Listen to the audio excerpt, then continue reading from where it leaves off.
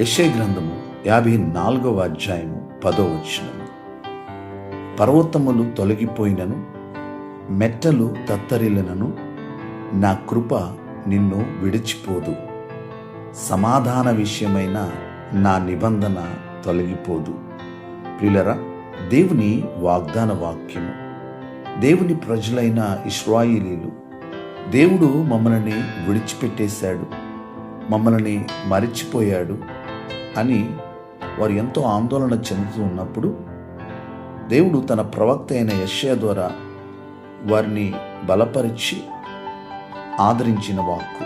ఈ రోజున మనలో ఎవరైనా కానీ దేవుడు నన్ను మరిచిపోయాడు, నన్ను విడిచిపెట్టేశాడు, నాకు జవాబు ఇవ్వటం లేదు అనే ఆలోచనలతో ఉంటే ప్రభు ఈ మాట ద్వారా మనల్ని బలపరుస్తూ ఉన్నాడు. నిశ్చయముగా ఆయన కృప మనల్ని విడిచిపోదు, ఆయన నిబంధన తొలగిపోదు. ప్రార్థన. సకల ఆశీర్వాదములకు కారణభూతుడా మా దేవా, మీకు వందనాలు, స్తోత్రాలు. మీరిచ్చిన వాగ్దాన వాక్కును బట్టి వందనాలయ్యా. మీ ప్రజలైన ఇశ్రాయేలు ఎడల మీరు కనపరిచిన కృపను బట్టి, మీ సమాధానార్థమైన నిబంధనను బట్టి వందనాలు, స్తోత్రాలు.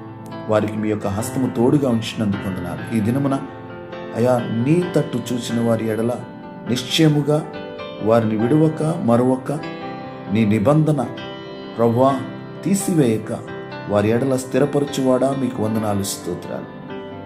ఈ వాగ్దాన వాక్యం విని ప్రార్థనలు ఏకీభవించిన ప్రతి ఒక్కరి ఎడల మీ కృపను, కనికరమును అనుగ్రహించండి. ప్రభువా, మీ నిబంధనను స్థిరపరచండి. మీరే మహిమ పొందండి. ఈ దినమంతా మీ సన్నిధి తోడుగా ఉంచండి.